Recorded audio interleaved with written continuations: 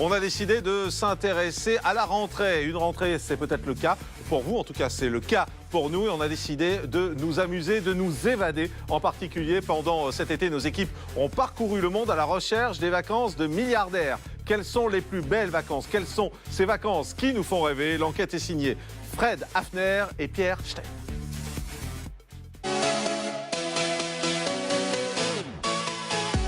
Les milliardaires, c'est bien connu, ne sont pas des gens ordinaires. Leurs vacances sont plus belles que les vôtres. C'est en tout cas ce qu'ils espèrent. Le yachting est une tendance forte parce qu'on a un service exceptionnel. Alors pourquoi leurs vacances sont-elles exceptionnelles? Comment les organisent-ils? Quelles sont leurs exigences? Nous avons mené l'enquête.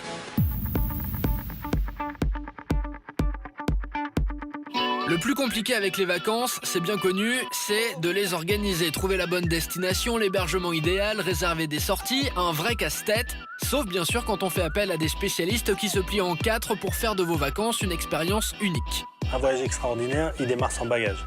Donc on récupère les bagages à la maison, ils sont livrés à l'hôtel le matin de leur arrivée et eux voyagent les mains dans les poches. De l'agent de voyage sur mesure au concierge privé, des professionnels discrets et efficaces font en sorte de répondre positivement à toutes les demandes, même les plus improbables. Mais en fait, des vacances extraordinaires, ça ressemble à quoi? Et les grosses tendances, c'est de faire des choses seules dans une organisation hôtelière. Donc une villa dans un hôtel, un bateau dépendant d'un hôtel, un camp de petites unités de camp dans une organisation hôtelière où chacun a l'impression d'être seul.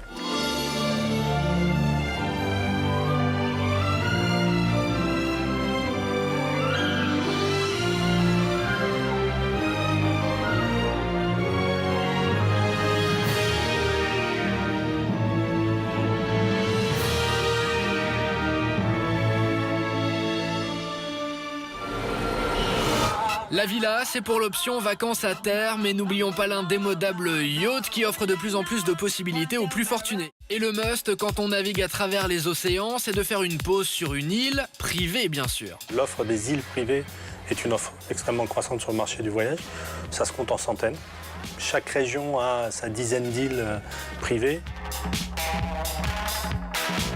Le premier à avoir senti cette tendance, encore une fois, c'est Richard Branson, le patron de Virgin, qui déjà en 97, il me semble, avait fait son île privée et avait décidé de la louer à des personnalités.